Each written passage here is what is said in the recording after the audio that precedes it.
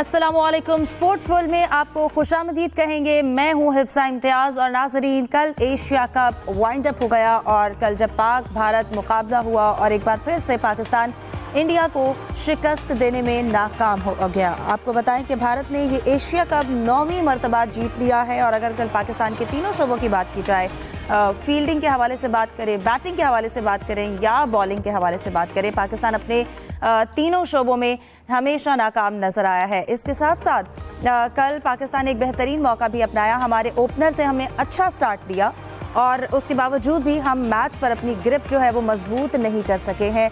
और अगर बात करें अपने मिडिल ऑर्डर की, तो 9 खिलाड़ी 33 रन पर ढेर हो गए। हमारी ओपनिंग जोड़ी ने हमें अच्छा स्टार्ट दिया। बॉलिंग में अगर तब्दीलियों की बात करें, फील्डिंग भी टीम को ले डूबी। कल रात दुबई स्टेडियम में क्रिकेट की स्याह रात थी। भारत ने एशिया कप में नफरत का जो बीज बोया, उसने खेल को अजीब मोड़ पर ला खड़ा किया है। एसीसी चेयरमैन से ट्रॉफी ना लेने का फैसला किसका था, सब कुछ सामने आ गया। बीसीसीआई के सेक्रेटरी कहते हैं कि मामला आईसीसी में ले जाएंगे, जिस पर साबिक कप्तान राशिद लतीफ की जानिब से भी एक ट्वीट सामने आया। कहते हैं कि ऐसा तर्ज अमल किसी और खेल के मेगा इवेंट में होता तो टीम मुअत्तल कर दी जाती। क्या भारत को कॉमनवेल्थ गेम्स और ओलंपिक्स की मेज़बानी मिलनी चाहिए? सलमान अली आगा कहते हैं कि कोई ट्रॉफी नहीं लेना चाहता तो कहाँ दी जाए। सूर्या कुमार यादव कहते हैं कि हम जीते हैं और ट्रॉफी नहीं दी जा रही। इन तमाम मौज़ूआत को डिस्कस करेंगे। मेरे साथ स्टूडियो में मौजूद हैं जाहिद मकसूद साहब, हमारे साथ दे रहे हैं सलीम खालिद साहब भी, और क्रिकेट कमेंटेटर तारिक सईद साहब भी आज हमें हमारे प्रोग्राम में ज्वाइन करेंगे। उन्हें भी वेलकम कहेंगे। सबसे पहले सलीम साहब, आपकी जानिब आना चाहूँगी। कहिएगा, कल पाकिस्तान ने जिस तरह से मैच हारा, नहीं आती कि कहाँ से आगाज़ करें? बैटिंग पर बात करें, फील्डिंग पर बात करें या बॉलिंग पर बात करें? बैटिंग पे बात करें हिफ्जा, क्योंकि बैटिंग ने मायूस किया। इतना अच्छा स्टार्ट मिल गया था, 110 प्लस स्कोर हो गया था, 13वां ओवर चल रहा था, 1 विकेट गिरी थी। कोई सोच भी नहीं सकता था, वैसे सोच तो सकते थे क्योंकि पहले भी हुआ था, लेकिन 33 रन पे 9 विकेटें हैं, ये तो बहुत ही बड़ा एक डिबैकल हुआ जिसपे हर पाकिस्तानी बहुत ज़्यादा अफसरदा है। ये हमारी क्रिकेट टीम की हालत यही है। वो सांप सीढ़ी गेम आपने खेला होगा ना, उसमें होता है कभी कभी ये 99 पे पहुंच जाते हैं, फिर एकदम 0 पे आ जाते हैं। तो ये टीम यही हमें तवक्कुआत हमारी बिल्कुल आसमान पे पहुंचा देती है और फिर ज़मीन पे लाके पटक देती है। कल यही हुआ। इतनी बदतरीन, इतनी ख़राब बैटिंग। क्या हुआ? अचानक जो आ रहा है आंखें बंद करके शॉट मार रहा है। इवन कैप्टन सलमान अली आगा, वो सब हमारे प्लेयर्स को लग रहा था कि आसमान पर शॉट मारेंगे, गेंद खो जाएगी, उधर आसमान पे कोई कैच पकड़ लेगा। क्या कर रहे थे? कुछ समझ से बाहर है। इतनी घटिया इन्होंने क्रिकेट खेली कि हर पाकिस्तानी को बहुत ज़्यादा इस पर दुख था। इसके बावजूद हमने पूरे टूर्नामेंट में हमने देखा कि सिर्फ एक प्लेयर हमारा स्कोर करता रहा, साहबजादा फरहान। कल भी वो बहुत अच्छा खेले। फ़खर जमान, उन्होंने बहुत एक्स्ट्राऑर्डिनरी परफॉर्म तो नहीं किया, लेकिन नंबर 2 पर उन्हीं को आप रख सकते हैं। साइम अयूब 7 मैचों में 6 की एवरेज से 30-40 रन बनाए। माजी की क्रिकेट होती, एक बंदा 2-0 करता, उसको बाहर कर देते टीम से। इसने 4-0 किए, साल में 6-0 किए। अभी भी लोग इसको कहते हैं नो लुक शॉट हीरो, ये वो क्या, पूरा के इनको अभी भी हीरो बना के रखा हुआ है। कप्तान सलमान अली आगा की बैटिंग आप देख लें, मैंने जिक्र किया कैसा गंदा शॉट खेल कर वो आउट हुए। फिर इसके अलावा बाकी भी सारे प्लेयर, हम हारिस को देख लें, विकेट कीपिंग में उन्होंने जो गलती की, उसके बाद में यकीनन आप डिस्कस करेंगे, जो उन्होंने एक बहुत ही इंपॉर्टेंट रन आउट ज़ाया किया। पता नहीं ब्रेन फेड मोमेंट था उनका क्या था, हाथ में बॉल थी, फिर भी उन्होंने देर से विकेट उड़ाई। बैटिंग में सुपर फ्लॉप।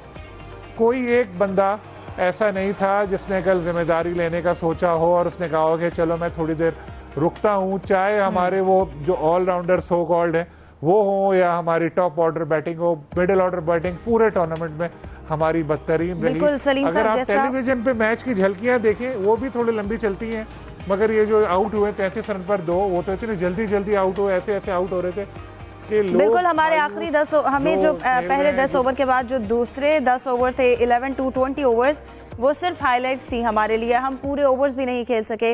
अगर बैटिंग की बात करें, तारिक सईद साहब, आपको प्रोग्राम में वेलकम कहूँगी। कल मैच हुआ, सबसे पहले पाकिस्तान ने कल जिस तरह से बैटिंग की, हम अच्छा परफॉर्म करते हैं। हमारी ओपनिंग जोड़ी ने कल हमें एक अच्छा स्टार्ट दिया। हम 10 ओवर्स तक अपनी कोई विकेट नहीं गंवा सके, एक अच्छा स्टार्ट था। ऐसा क्या प्रेशर हुआ कि हम लोग सिर्फ 9 खिलाड़ी मिलकर सिर्फ 33 रन का इजाफा कर सके? जी हाँ, काफ़ी गलतियाँ हुई हैं पाकिस्तानी बैटर्स से भी, और ख़ासतौर पर जो पाकिस्तानी कप्तान थे उनसे दोनों हाफ में, क्योंकि पहले 10 ओवर्स में करीब करीब दोनों हाफ में ही खेल पाकिस्तान के हाथ में था, पाकिस्तान के हाथ में था, बैटिंग में भी और बाद में जब टीम बॉलिंग और फील्डिंग कर रही थी। तो वो आपने अहम जो लम्हात थे उनको अपनी गिरफ्त में नहीं किया।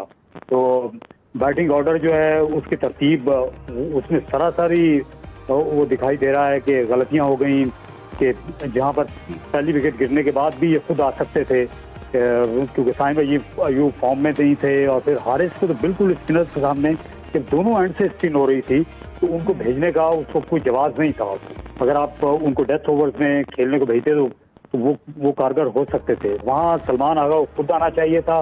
इससे जो पिछला मैच था भारत के खिलाफ यहीं दुबई में ही, उसमें भी उन्होंने खुद को पीछे रखा, और कल वो बॉलिंग भी कर सकते थे, 2 लेफ्ट हैंडर वहाँ पर बैटिंग करते रहे, उनकी पार्टनरशिप भी हुई, लेकिन उन्होंने गेंद को हाथ तलक नहीं लगाया। तो जब कप्तान जो है वो खुद पीछे रहने की कोशिश करेगा, हर ओवर का या जो लीड फ्रॉम द फ्रंट होता है उसमें वो नहीं आएगा, तो फिर कोई गलती की गुंजाइश होती नहीं। इतने बड़े मैच में मैं समझता हूँ कि इससे सुनहरी मौका पाकिस्तान को भारत को हराने का वो शायद इतनी जल्दी अब ना मिल सके इतने बड़े फाइनल में। और फिर 41 साल में ये पहला फाइनल हो रहा था एशिया कप में, तो पाकिस्तान तारीख रकम कर सकता था, लेकिन अपने दोनों हाथों से पाकिस्तान ने ये मैच थ्रो कर दिया।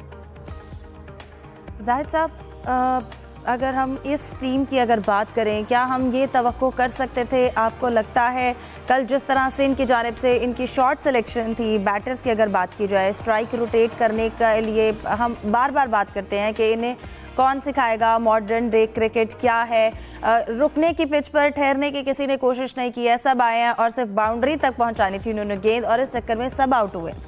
मिडल ऑर्डर तो बिल्कुल फ्लॉप हुआ है। हम ऐसी टीम से क्या वाकई में तवक्को कर सकते हैं? ये हमारे एक्सपीरियंस प्लेयर हैं। देखिए, मॉडर्न डे क्रिकेट सिखाने के लिए तो माइक हैसन आ चुके हैं ना, वो उन्होंने टीम का बागडोर संभाल लिया है। लेकिन जहाँ तक कल के मैच का तल्लक है, एक तो मेरा ख्याल है थोड़ा प्रेशर रिलीज़ हुआ जब सलमान आगा टॉस हार गए, और टॉस जीतने के बाद शशोपंज में पड़ जाते हैं बाज़ औक़ात हमारे कप्तान के, उनको फील्डिंग करनी चाहिए या उनको बैटिंग करनी चाहिए, तो बैटिंग मिल गई। और बैटिंग में साहबज़ादा फरहान और फ़खर जमान ने जैसी परफॉर्मेंस दिखाई है आउट क्लास, बल्कि बुमराह को इतना अच्छा शायद ही कोई खेलता होगा जितना इन तीनों मैचों में जो इंडिया के ख़िलाफ़ पाकिस्तान हारा है, तीनों में साहबज़ादा बहुत अच्छा खेले। कल फ़खर जमान भी अच्छे टच में दिखाई दिए, 46 रन उन्होंने बनाए, लेकिन फिर इसके बाद चिरागों में रोशनी ना रही। 12 ओवर्स में 107 पे पाकिस्तान का एक आउट था, और फिर लाइन ऐसे लगी है कि अजीबो गरीब हंसी आ रही थी। मैं सुन रहा था उस वक्त वकार यूनुस ने कहा कि इस तरह से कॉलेज और स्कूल के बच्चे भी नहीं खेलते, और वसीम अकरम ने कहा मेरे पास अल्फाज ही नहीं है कि जिस तरह की बैटिंग हो रही है, हर ओवर में एक विकेट गिर रही है। और फिर 17वें ओवर में कुलदीप यादव ने हमारी बैटिंग लाइन की जो है तो पटड़ी उखाड़ दी, 3 विकेटें उसमें गिरा दी। पूरी टीम जो है 20 ओवर्स नहीं खेल सकी। इसमें अगर गौर किया जाए तो बहुत सी कई वजूहत हैं, कोई एक ज़िम्मेदार खिलाड़ी नहीं है। और इस हार का भी, इस जिम्मेदारी का भी मोहम्मद हारिस का, जैसे अभी तारक सईद साहब भी जिक्र कर रहे थे कि मोहम्मद हारिस को जब भेजा गया, दूसरे एंड पे फ़खर जमां थे, अक्सर पटेल बॉलिंग कर रहे थे, भाई एक सिंगल लेके उधर चले जाओ।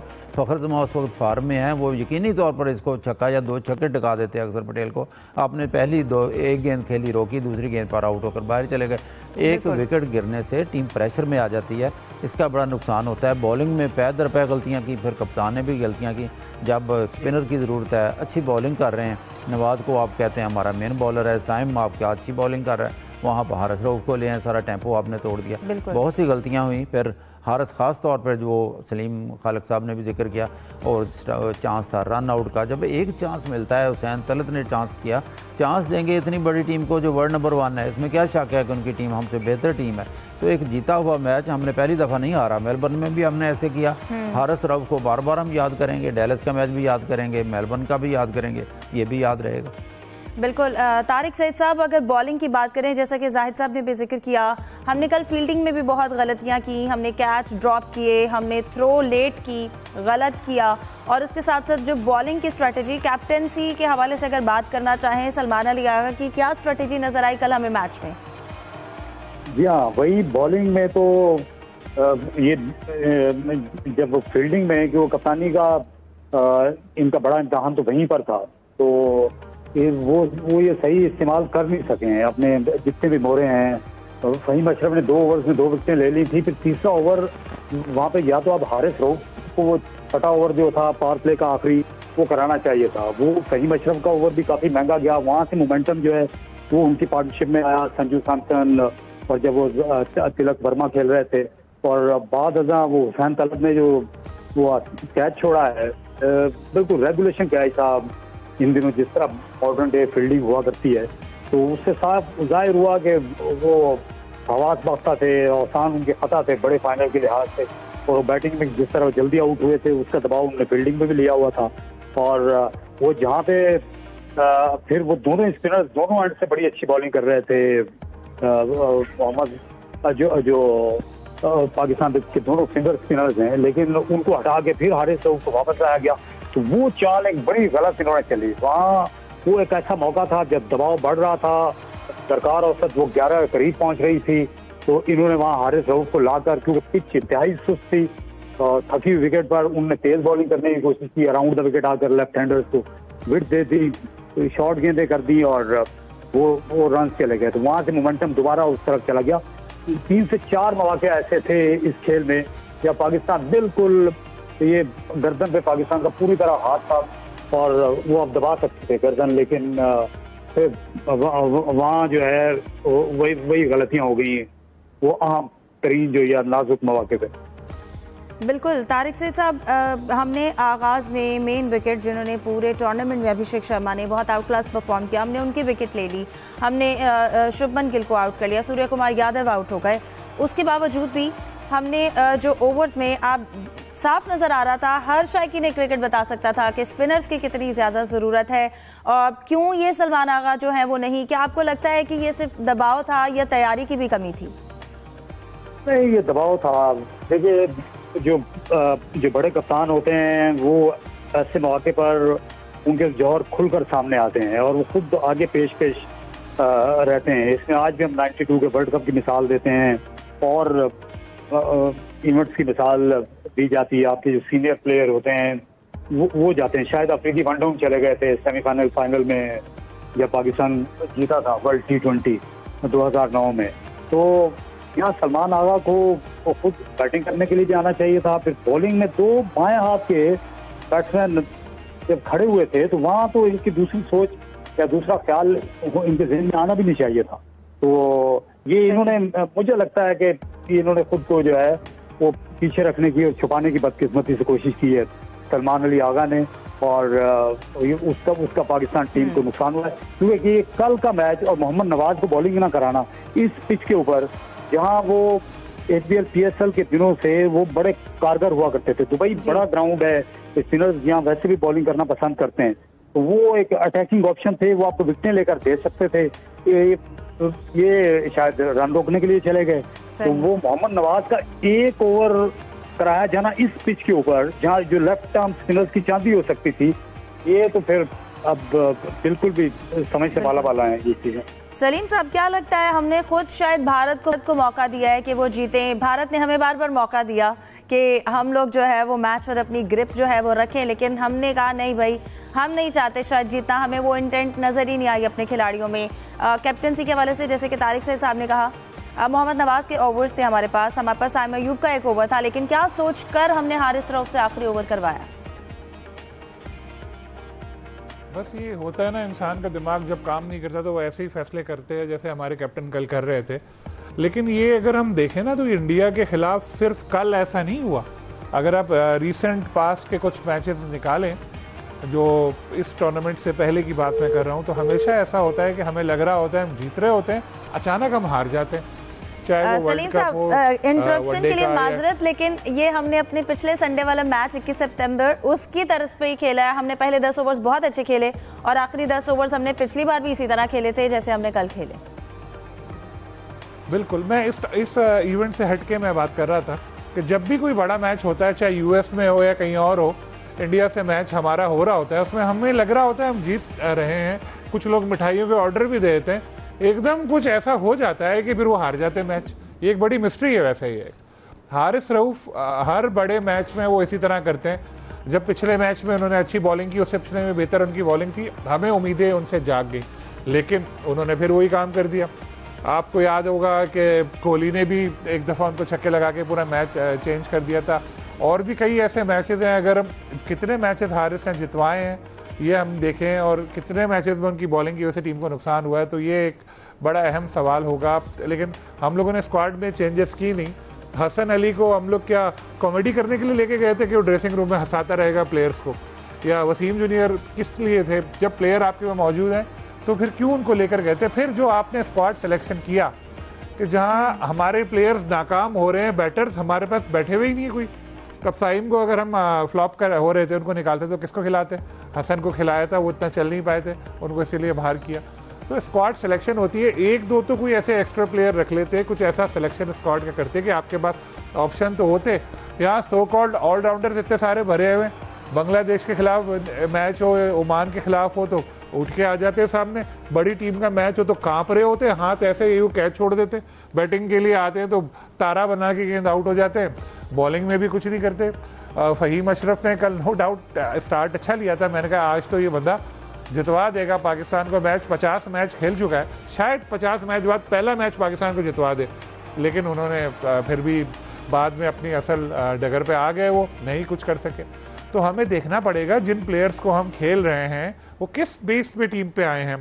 बाबर आजम का हम शुरू से बात कर रहे हैं, उनकी इस टीम में जगह बनती थी, लेकिन उनको क्यों नहीं लिया, इसकी तहकीकात होनी चाहिए कि बाद में बोल्ट को बोलना पड़ा कि इसको भेजो, जो वहाँ से कहा गया कि जी अब नहीं आ सकता जब तक कोई इंजर्ड ना हो। फिर इसके अलावा एक आध प्लेयर के बारे में ये कहा जा रहा है कि ये किसी की सिफारिश पे आए, क्या वाकई ऐसे ही है? बज़ाहिर तो ऐसे ही लगता है, उन प्लेयर्स के स्टैट्स आप निकाल के देख लें, आपको पता चल जाएगा। अगर हम लोग भी, जैसे मैं अपना तो नहीं बोलता, तारिक सईद साहब का मैं कहता चला, वो बहुत अच्छे क्रिकेटर होते, 10 साल पहले अगर वो खेल रहे होते अभी, उनको भी आप 50 मैच खिला देती ना तो वो 2-3 मैच आपको जितवा चुके होते। लेकिन हमारे बहुत सारे ऐसे प्लेयर हैं जो बरसों से क्रिकेट खेल रहे हैं और उनकी क्रिकेट कुछ भी नहीं है, फिर भी वो खेल रहे हैं, खेलते हैं, बाहर होते हैं, फिर थोड़ी देर बाद आ जाते हैं। भाई नए लड़के बेचारे इतने सारे घूम रहे होते हैं, दूसरे को भी आप मौका दे के देख लो।